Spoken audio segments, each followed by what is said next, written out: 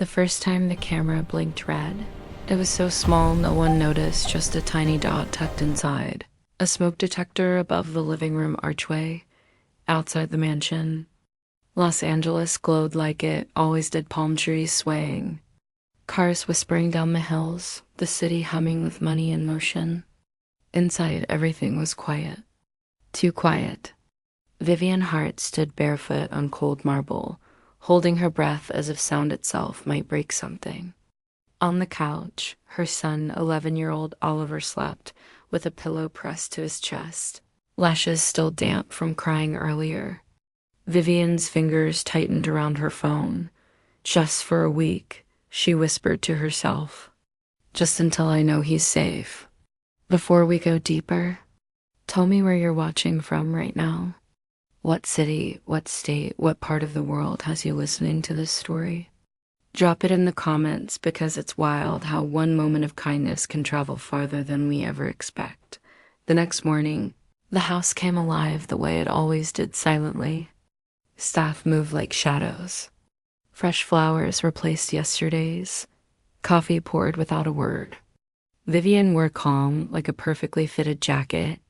Even though her chest felt bruised from fear, fear had become her new habit ever since.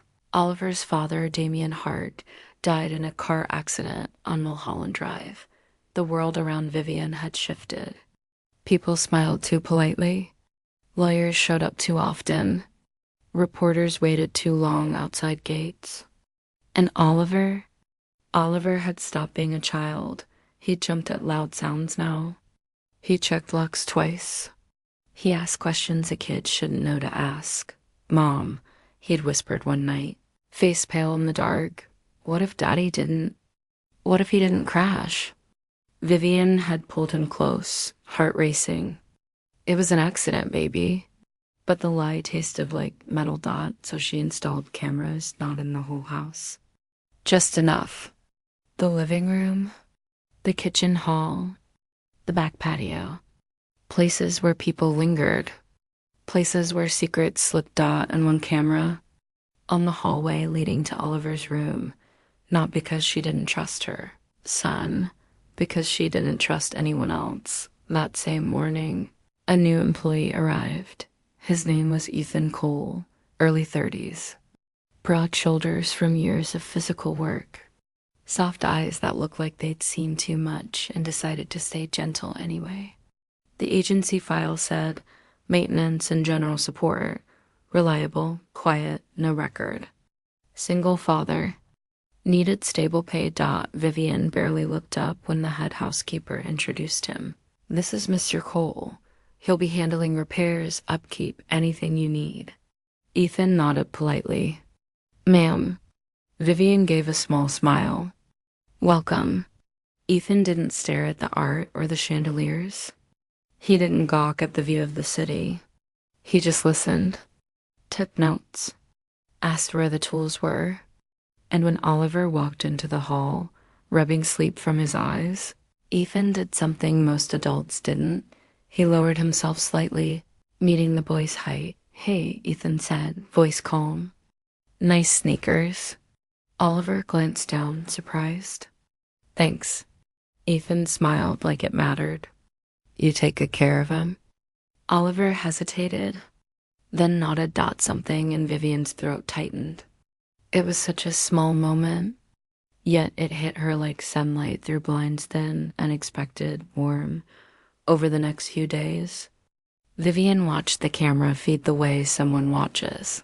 The ocean after almost drowning, searching for the next wave. Ethan worked quietly. Fixed a loose railing.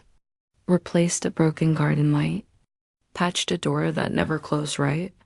He moved through the mansion like he respected it, but didn't fear it. And he kept noticing Oliver. Not in a creepy way. Not in a forced, how are you, champ? Way. More like, Ethan recognized a lonely child the way tired people recognize each other. On Thursday, Oliver sat alone at the kitchen island, poking at toast. The chef had stepped out. The housekeeper was upstairs. Vivian was in her office, pretending to read emails while the camera feed played in the corner of her screen. Ethan walked in, carrying a toolbox. He paused when he saw the boy. "You eat breakfast like that?" he said gently. "Your toast is going to feel rejected." Oliver blinked. Then, almost against his will, his mouth twitched. "It's not hungry," Oliver muttered. Ethan set the toolbox down. "Toast always acts tough, but it's soft inside." Oliver stared at him, then let out a small laugh, quiet, like he didn't want to get caught being a kid. Ethan reached into his lunch bag and pulled out a small container. He slid it across the counter without making it a big deal. "My kid didn't want his strawberries today," he said. "Said they looked too happy. You want 'em?" Oliver's eyes widened. "You have a kid?" Ethan nodded. "Yeah, Noah. He's 8. Thinks he runs my life."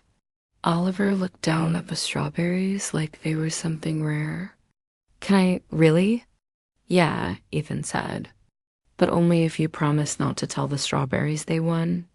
Oliver took one slowly, like he wasn't used to people offering him anything without rules attached.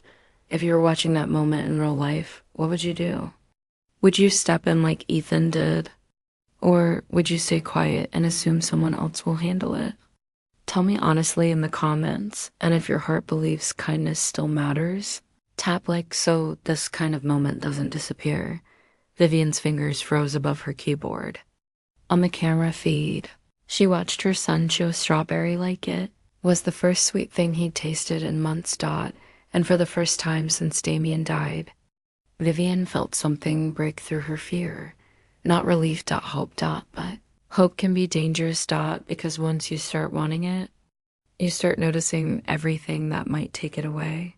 That night, Vivian reviewed the footage again, rewinding the kitchen moment, watching Ethan's body language, his tone, his patience.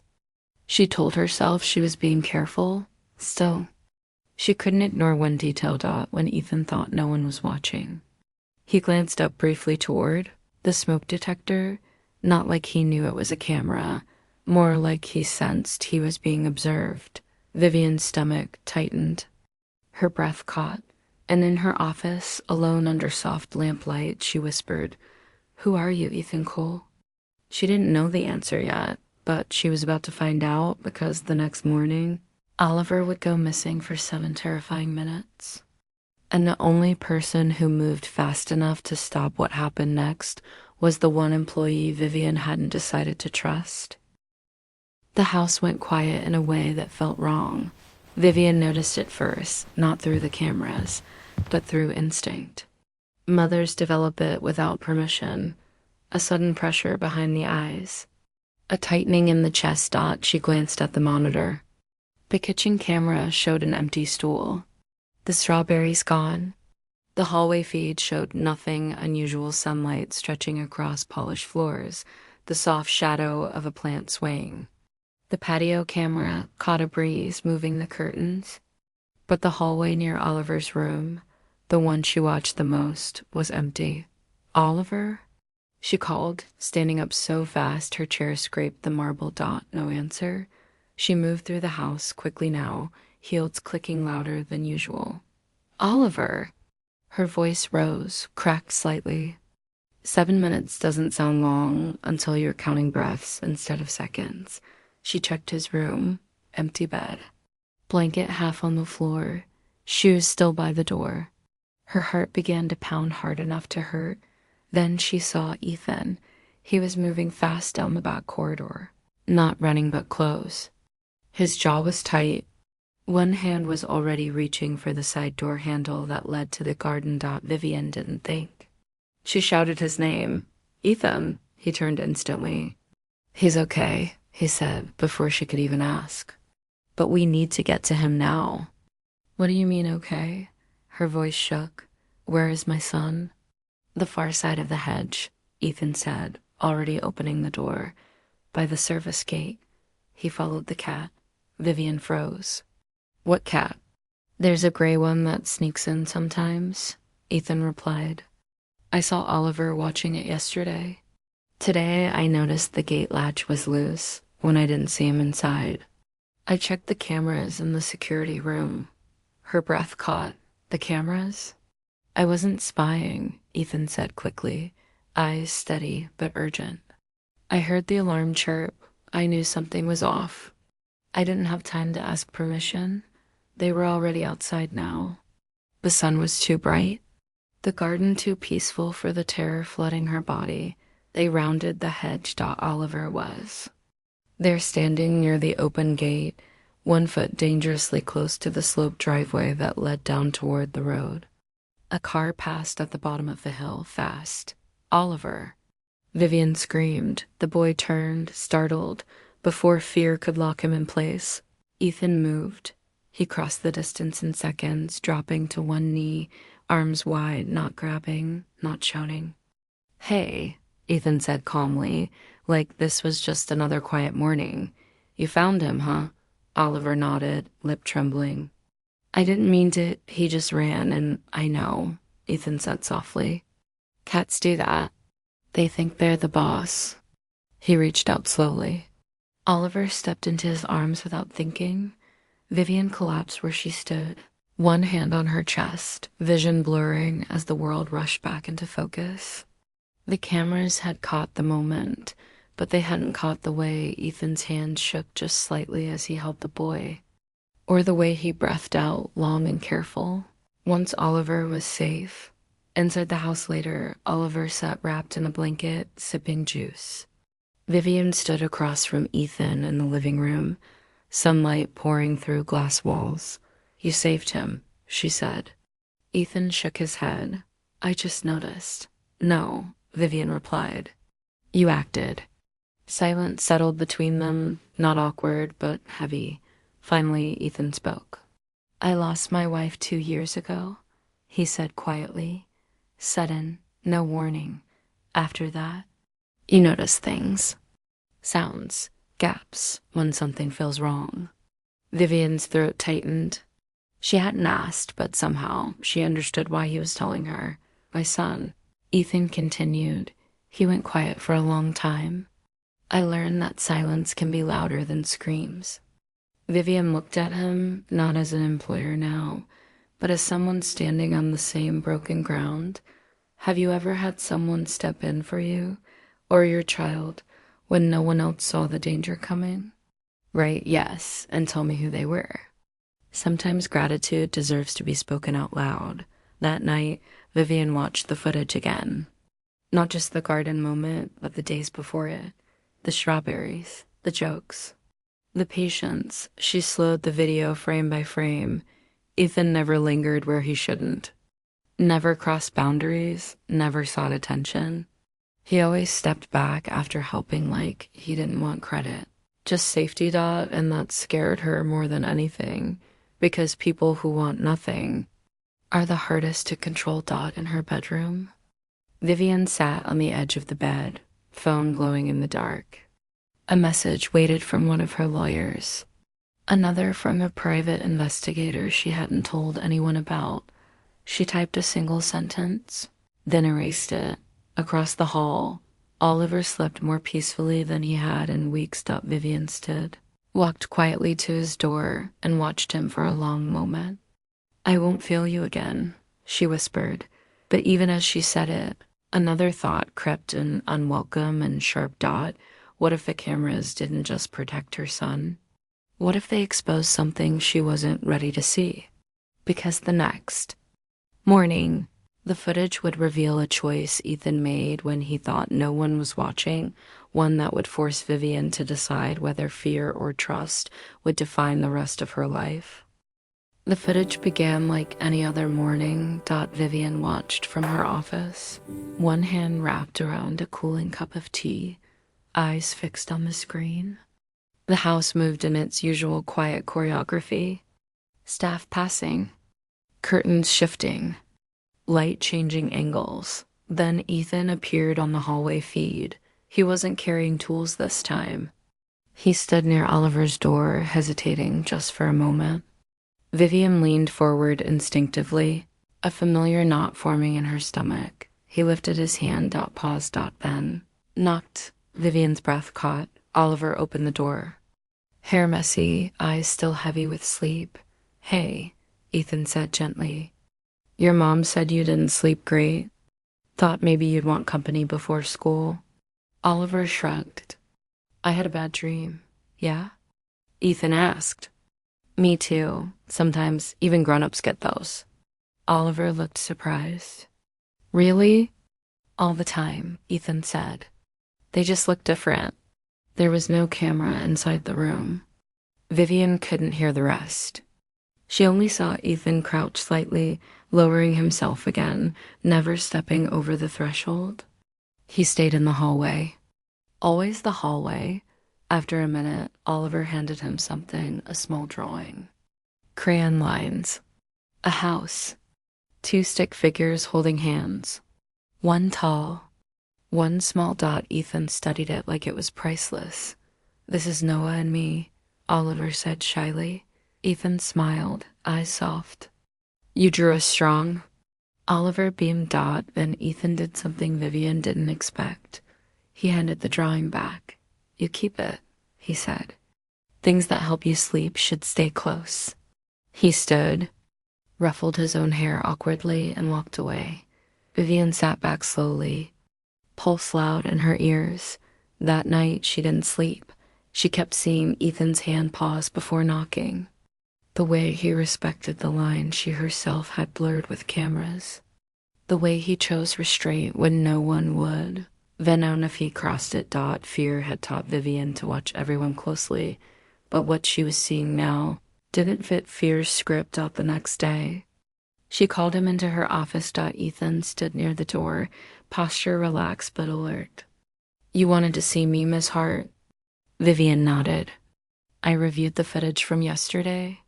Ethan didn't flinch. Okay, you knocked, she said. You didn't go in. No, he replied. Didn't feel right, even though you were concerned? Yes. Why? Ethan thought for a moment. Because kids meet adults who don't take advantage of worry. Something in Vivian's chest shifted, painful and relieving all at once. My husband, she said quietly. Surprising herself, used to say privacy was for people with nothing to lose. Ethan met her gaze. I think it's for people who've already lost enough. The silence stretched. Then Vivian asked the question she hadn't planned to. Why this job? Ethan exhaled. Because it's steady.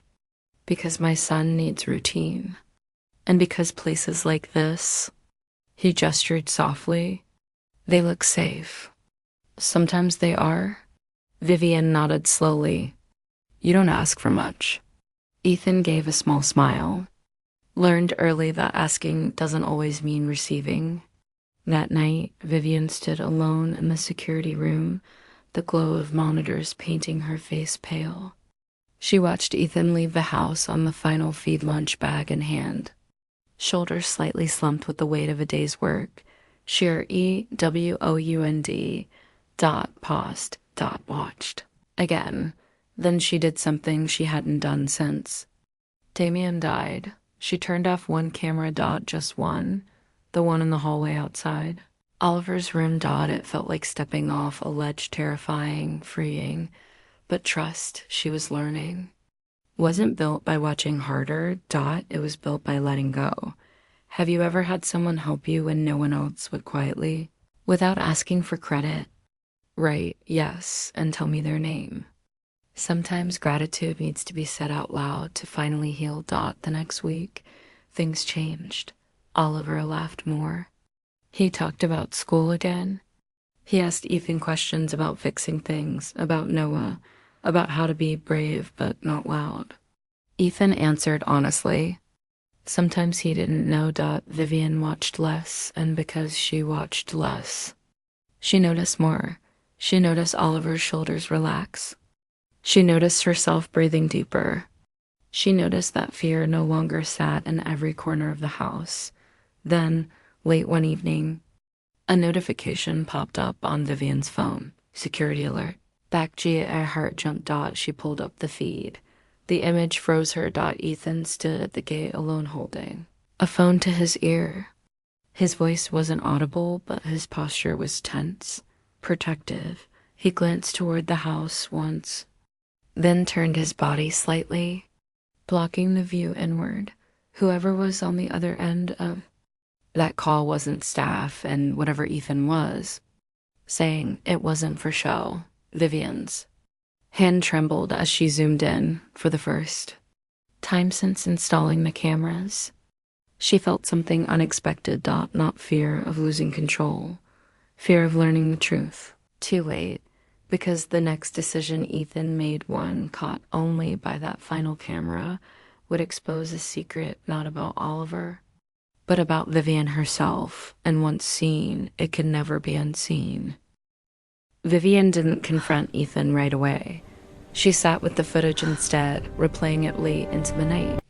The way he stood at the gate, not aggressive, not nervous, but positioned, protective, like someone trained by life, not by rules. She muted the audio and watched body language instead. Ethan's shoulders were tight, his jaw set. He nodded once, sharply, into the phone. Then he said something short, firm, and ended the call. He didn't enter the house afterward. He waited. 2 minutes passed. Then 5. He paced once, then stopped, eyes fixed down the driveway. When headlights finally appeared at the gate, he straightened, hand already resting near the latch. The car didn't come in. It stopped, hesitated, then slowly reversed, and disappeared down the hill. Only then did Ethan exhale. Vivian realized she'd been holding her breath too. The next morning, she asked Oliver about his dreams, about school, about Ethan. He's nice, Oliver said simply, stirring cereal. He doesn't talk too much, but he listens. Vivian smiled faintly. Does he ever make you uncomfortable? Oliver looked up, surprised. No, he makes things quieter. That word stayed with her all day. Quieter. In the afternoon, Vivian called Ethan into her office again. Sunlight streamed through the tall windows, cutting the room into golden shadow. I saw the footage from last night, she said. Ethan didn't deny it. Okay, who was on the phone? Ethan hesitated, just long enough to show he was choosing honesty, not convenience. Someone who shouldn't know where this house is, he said carefully. Vivian's heart skipped. And how would you know that? Because they asked about Oliver, Ethan replied. Not you. Not the property, him. Silence crashed between them. You didn't tell security, Vivian said. No, Ethan answered. Because sometimes involving more people makes kids less safe, not more. Vivian stood slowly. You took that decision away from me. Ethan met her eyes. I know. Why? Because fear makes parents do things they wouldn't normally do, he said gently. I didn't want yours used against you. The words landed harder than accusation ever could. Vivian's voice dropped. What did you say to them? That they were being watched, Ethan said, and that if they came any closer, they'd regret it. Vivian felt a chill. You threatened them? Ethan shook his head. No, I promised them attention. She laughed once sharp, disbelieving, then stopped. You weren't hired to protect my son. No, Ethan agreed. But I was there. That was the problem. Ethan wasn't acting like an employee. He was acting like family. And family, Vivian knew, was dangerous. She dismissed him early that day. Said Oliver had a doctor's appointment. Ethan didn't argue. He gathered his things, nodded politely to staff, and left the same way he always did. Quietly. Vivian watched him go from the window. That evening, she called Ava. Run a deeper check, Vivian said. Not criminal, personal. I want to know what kind of man notices danger before it knocks. Ava paused. You're afraid of him? Vivian looked at the dark screen where cameras once glowed. I'm afraid of meeting him. The report came back 2 days later. Ethan Cole, widower. Wife died of sudden aneurysm. No warning. No goodbye. Left with a 6-year-old son who stopped speaking for 4 months afterward. Ethan worked 2 jobs, then 1. turned down promotions that required travel. No debt, no violence, no complaints. One note stood out, former neighbor report. He once slept in his car for 3 nights because a child down the hall was scared of being alone. Vivian closed the file. Her chest ached, not with fear now, but recognition. That night, she reinstalled the hallway camera. Then she stared at the screen for a long time and turned it off again, midway through the week. Vivian made a choice that would have terrified the woman she used to be. She invited Ethan to dinner, not as staff dot as a person. The table felt too big for 3 people. Oliver talked animatedly about school, about a classmate who cried during math, about how Ethan said it was okay to be bad at things at first. Vivian listened, really listened, at one point. Oliver excused himself to get dessert. The silence left behind was thick. "You don't trust Isley," Ethan said, not accusing. Vivian nodded. "Neither do you." "I used to," Ethan replied. "Then it cost me everything." She looked at him, something raw rising in her throat. "And you still help people?"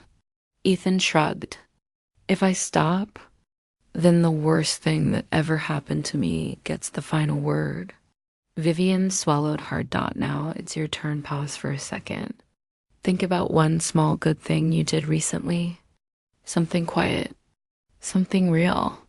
Share it below, because someone reading might need proof that humanity still shows up when it matters." When Oliver returned, smiling with ice cream on his chin, Vivian felt it clearly now. This wasn't about cameras. This was about control. And the terrifying beauty of releasing it, because the more Vivian trusted Ethan, the closer she came to confronting a truth she'd buried since Damien's death, that the danger she feared outside the house was nothing compared to the fear she carried inside it. And soon, that fear would demand an answer, one that would push Ethan to make the hardest choice of all. The truth arrived without knocking. It came on a quiet afternoon when Vivian wasn't watching the cameras at all. She was in the garage, standing beside Damien's old car, the one she hadn't driven since the accident. Dust clung to its curves like a second skin. She told herself she kept it for Oliver, for memories. But really, she kept it because some part of her still believed answers might be hiding inside it. Her phone buzzed. "Ava, we need to talk," Ava said. No greeting, no softness. In person, they met an hour later in Vivian's office. The blinds were half drawn, sunlight cutting sharp lines across the floor. Ava placed a thin folder on the desk. Not thick, not dramatic. New evidence surfaced, Ava said. It was buried intentionally. Vivian's stomach dropped. About Damien? Ava nodded. The accident wasn't random. The words didn't land all at once. They broke apart, echoed. Ava continued, voice steady. Damien was under investigation, quietly, federal level. He was skimming money from partners, some dangerous, some powerful. He planned to turn on them. Vivian felt cold. And Oliver? They knew Damien had a son, Ava said. And they believed leverage was still on the table. Vivian's breath hitched. Her hands curled into fists. Images flooded her mind, the cat by the gate, the loose latch, the phone call. Ethan ticked. The cameras. Ethan, you're saying someone might still be watching my child? Vivian whispered. Ava met her eyes. I'm saying Ethan was right to be worried. Vivian sank into her chair, chest tight, vision blurring. She thought of all the nights she'd spent staring at screens, believing control equaled safety. She thought of the moment Ethan stepped between Oliver and the road. I installed cameras, she said hoarsely, to protect him. Ava didn't judge, and Ethan protected him without any. That night, Vivian watched the footage again, but this time, differently. She didn't look for threats. She looked for truth. She saw Ethan fixing a hinge Oliver had broken by accident, never mentioning it. She saw him adjust a window latch higher so small hands couldn't reach. She saw him quietly text someone once, Noah's babysitter, asking if his son had eaten Dot, and then she saw it, a moment she'd missed before, late night. Ethan alone in the kitchen, rinsing his coffee mug. He paused, staring at his reflection in the dark window. He whispered something. Vivian rewound. Turned up the volume. I won't let him grow up afraid, Ethan said softly. Not if I can help it. Vivian covered her mouth. If that moment hit you hard, leave out. Some truths don't need words, just a sign that you felt them too. The next morning, Vivian called Ethan into her office. This time, she didn't sit behind the desk. She stood. You were right, she said, voice unsteady. About the danger. About my fear. Ethan listened, silent. My husband's death wasn't an accident, Vivian continued. And my son may still be a target. Ethan's jaw tightened, but not with fear. With resolve. I won't quit, he said quietly before she could ask. Not unless you tell me to. Vivian looked at him, eyes shining. I don't want you to stay because you feel responsible. Ethan shook his head. I'm staying because I care. The words settled heavy between them. That night, Vivian removed half the cameras, not the security ones, the ones pointed inward. She slept without watching screens for the first time in months, but peace doesn't come without a price. 2 days later, Ethan didn't show up for work. No call. No text. By noon, Vivian's fear returned sharp and suffocating. She called his phone, straight to voicemail. Then Ava called. Vivian, she said urgently. Ethan's son, Noah, was approached outside his school this morning. A man asking questions. Vivian's heart stopped. Was he taken? She demanded. No, Ava said quickly. But the message was clear. Vivian understood. Immediately, this wasn't about Oliver anymore. It was about Ethan, and the people watching had decided to shift their leverage. She grabbed her keys, drove. Herself for the first time in weeks. Ethan's apartment was small, quiet, too quiet. She knocked. No. Answer. She knocked again, harder. The door opened slowly. Ethan stood there, eyes rimmed red, phone in his hand. They followed my kid, he said flatly. Just stood across the street, smiled. Vivian stepped inside without asking. I'm so sorry. Ethan shook his head. This is where it ends. What do you mean? I resign, he said. Effective immediately. Vivian's chest tightened. You don't have to. Yes, I do, Ethan interrupted. Because now it's not just about protecting a boy inside a mansion. It's about my son, and I won't risk him. Silence fell. The choice was clear and unbearable. Just before he turned away, Vivian spoke, voice breaking. Be honest, she said. If you were me, could you forgive someone who put your child in danger? Or would you walk away to keep them safe? The question hung between them, heavy with everything unsaid. Ethan's answer, whatever it would be, would decide whether the story ended in separation or something braver still. Ethan didn't answer right away. He stood there in the doorway of his small apartment, the hallway light behind him flickering, the weight of Vivian's question pressing down on his shoulders. Forgiveness, safety, children. The words tangled together until none of them felt clean. I wouldn't forgive, Ethan said finally. His voice was calm but tired. Not if it meant pretending the danger wasn't real. Vivian felt the words hit her like cold water, but Ethan continued, lifting his eyes to meet hers. I also wouldn't abandon someone who was trying to do the right thing, just because fear showed up late. Vivian's breath caught. Then what would you do? Ethan stepped back, gesturing for her to come inside. The apartment smelled faintly of detergent and something warm, maybe soup, forgotten on the stove. Family photos lined one wall. Noah at the beach. Noah missing teeth. Noah asleep on Ethan's chest. I'd change the rules, Ethan said quietly. Not run from the game. Vivian sat on the edge of the couch, hands clasped tight. They followed your son because of me. They followed him because they think fear works, Ethan replied. It always has. Silence stretched between them. Not angry. Not broken. Just heavy. Noah is staying with my sister tonight, Ethan added. I didn't want him here when you came. Vivian nodded, guilt burning in her chest. I never wanted this. I know, Ethan said. But wanting isn't the same as protecting. She looked up sharply. Then tell me how? Ethan hesitated, then spoke carefully. We stop reacting. We stop hiding. And we stop pretending this is a private problem. Vivian frowned. You want to go public? I want to go visible, Ethan corrected. There's a difference. He explained slowly. Not a grand plan. A grounded one. Increase presence. Rotate routines. Use people instead of walls. School drop-offs with other parents. Staff who knew what to look for. Neighbors who weren't strangers anymore. And the cameras. Vivian asked softly. Ethan didn't answer immediately. He walked to the window, looked out at the street below.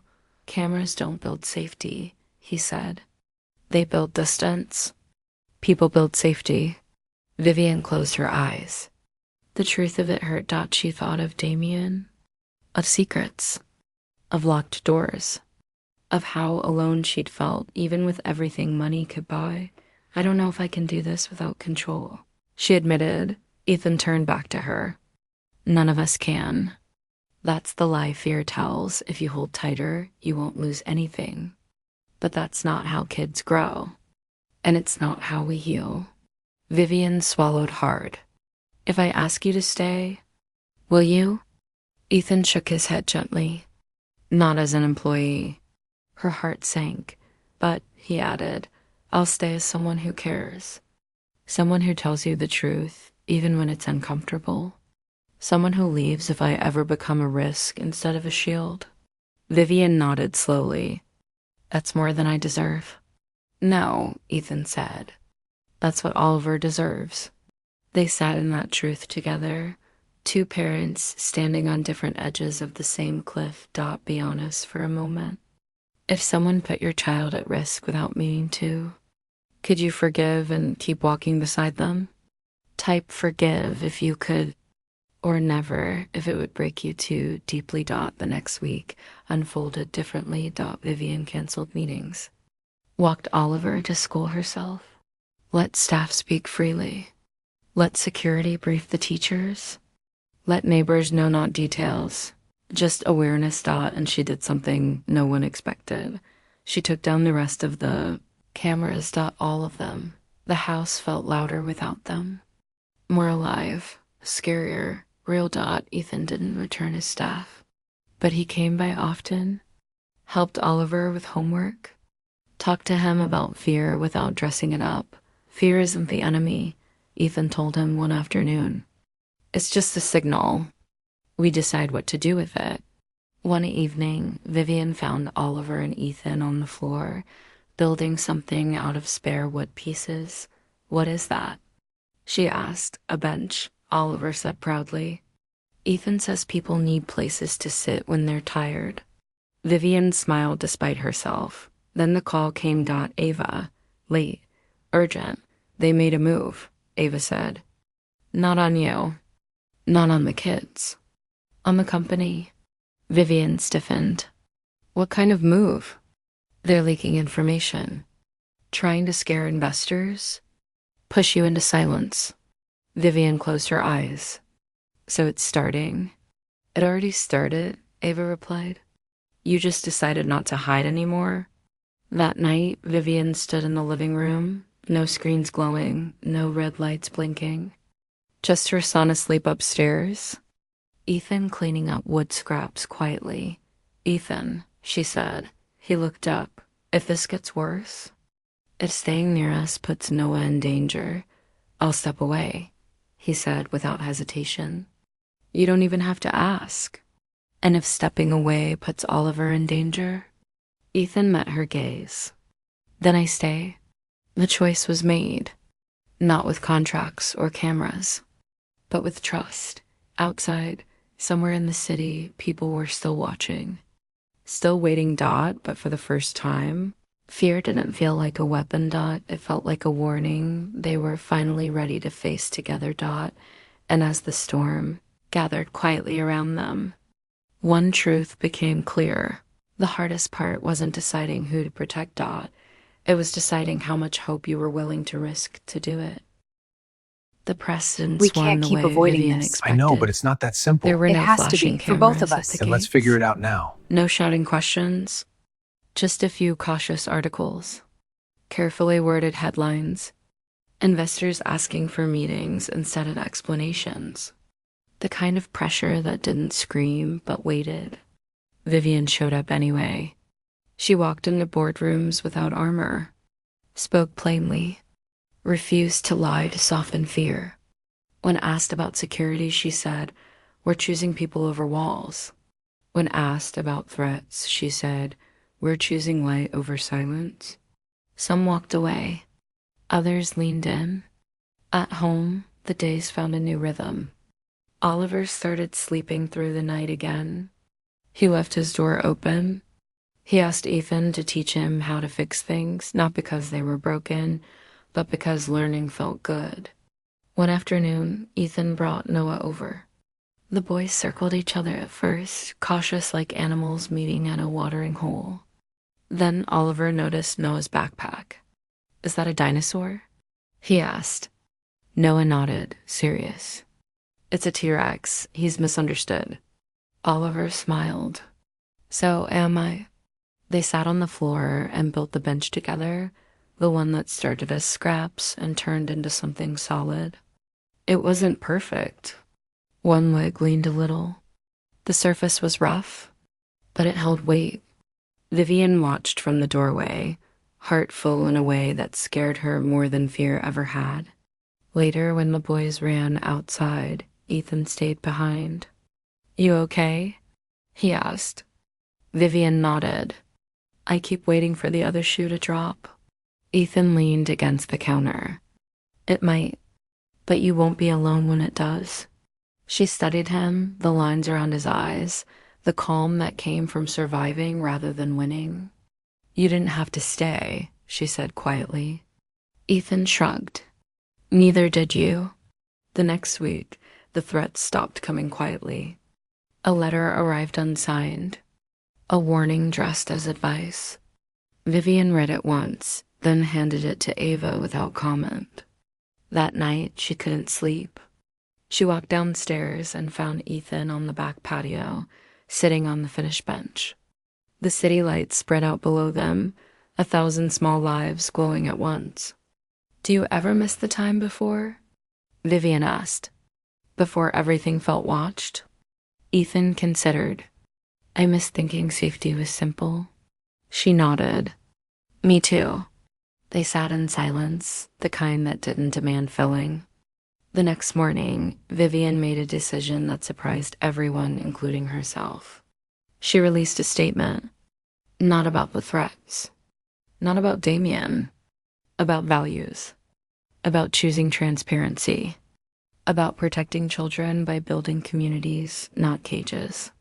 About trusting people to do the right thing and holding them accountable when they didn't. It wasn't loud, but it spread. Messages came in parents, employees, strangers, people who'd been holding their breath without realizing it. People tired of fear masquerading as control. One message stood out. From a teacher. "Your story helped a boy in my class sleep last night." "Thank you." Vivian read it twice. Then she closed her laptop and went outside, where Oliver and Noah were arguing about whose turn it was to sit on the bench. "Both," Ethan said, steady. "It's built to hold more than one." That evening, the company stabilized. Not fully, but enough. Enough to breathe. The watchers faded into distance, not because they were defeated, but because their leverage was gone. Fear had stopped working, and that changed everything. If you believe that love still finds a way to win, especially when it's quiet and stubborn, comment amen. Let's leave some hope here. Someone scrolling tonight might need to see it more than we know. Weeks passed. School photos, packed lunches, small repairs. Vivian stopped thinking about cameras altogether. When fear showed up, she named it and then asked who she could stand beside. One night, after the boys were asleep, Vivian sat across from Ethan at the kitchen table. "I want you to know," she said, "this isn't a job offer." Ethan smiled. "Good, it's a thank you," she continued. "For choosing restraint, for choosing people, for reminding me that safety isn't built by watching, it's built by showing up." Ethan nodded, eyes warm. "You did the hard part." She shook her head. "No, I stopped pretending I could do it alone." Outside, the bench sat under a soft porch light. Not a symbol of what they'd survived, but of what they'd chosen. Because the resolution didn't arrive as victory. It arrived as steadiness. As mornings that didn't need proof. As nights where fear knocked and found the door open, not to surrender, but to courage. And in that quiet, something like peace finally took a seat. Just ahead, one last truth waited, gentle and unguarded, ready to close the story, not with a warning, but with warmth. The mornings changed first, not dramatically, not in ways that made headlines, just in the small, quiet details that only people who've lived with fear ever notice. Vivian stopped waking up to check her phone, stopped counting footsteps in the hallway, stopped scanning rooms for corners that felt wrong. Instead, she woke to the sound of laughter, Oliver and Noah arguing about cereal, Ethan reminding them that bowls were not, in fact, hats. Sunlight came in through the windows without permission, landing on floors that no longer felt like borders. One morning, Vivian realized something that made her sit down at the kitchen table and breathe. She hadn't thought about the cameras in weeks. They were gone.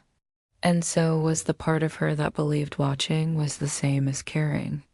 At school, Oliver's teacher pulled Vivian aside one afternoon. "He raises his hand again," she said softly. "He speaks up. He's not scared of being wrong." Vivian smiled, eyes burning. "Thank you for telling me." That evening, she found Oliver sitting on the bench outside, legs swinging. "Mom," he said, serious, "Ethan says being brave doesn't mean not being scared." She nodded. "He's right." "It means doing the right thing anyway," Oliver finished. Vivian swallowed hard. "Yes, exactly that." Across town, Ethan tucked Noah into bed later than usual. "Dad," Noah said quietly, "are we okay now?" Ethan thought about it, about danger that never fully disappears, about loss that doesn't erase itself, about how love doesn't make promises it can't keep. "We're together," he said instead. "That's how you know you're okay?" Noah nodded, satisfied. Weeks later, the investigation into Damien's old partners closed quietly. No dramatic arrests, no public trial. Just doors shutting, influence dissolving, fear losing interest when it stopped working. Vivian's company didn't just survive, it changed. Policies shifted. Transparency became practice, not branding. Security budgets shrank, not because safety mattered less, but because people mattered more. Staff turnover dropped. Trust took root where silence once lived. Journalists asked Vivian once, in a rare interview, what had changed her leadership style. She paused, then said, "I learned that control feels powerful. Until you realize it's built on fear. Trust feels risky. But it's the only thing that ever made my child feel safe." She didn't mention Ethan by name. She didn't need to. On a quiet Sunday evening, the four of them sat together, takeout boxes spread across the table, the bench visible through the window. Ethan stood to leave. "You don't have to go," Vivian said. "I know," he replied, "but Noah's got school tomorrow." She walked him to the door. "I never thanked you properly," she said. Ethan smiled gently. "You did. You trusted me." She hesitated. "If I'd kept watching, if I'd never let go." Ethan shook his head. "Then Oliver would have learned that love comes with surveillance, and you didn't let that happen." They stood there a moment longer, no promises, no expectations, just shared ground. After the door closed, Vivian leaned against it, eyes closed. She thought about the woman she'd been the night the camera blinked red, about the mother who thought safety could be installed, about the child who taught her otherwise. If the story moved you, don't scroll past quietly. Tap like not. For me, but for every child who needed safety and found kindness instead. One small click can be your way of saying, "I saw this. I felt it." Later that night, Vivian turned off the last remaining security light outside the house. Not because danger no longer existed, but because fear no longer ruled. The bench remained. Not as protection, as invitation, a place to sit, to talk, to notice, and the final truth simple and steady settled, gently into the quiet of the house. You don't protect children by watching them harder. You protect them by teaching them what trust looks like. Because when fear teaches first, it stays forever. But when kindness teaches first, it changes everything.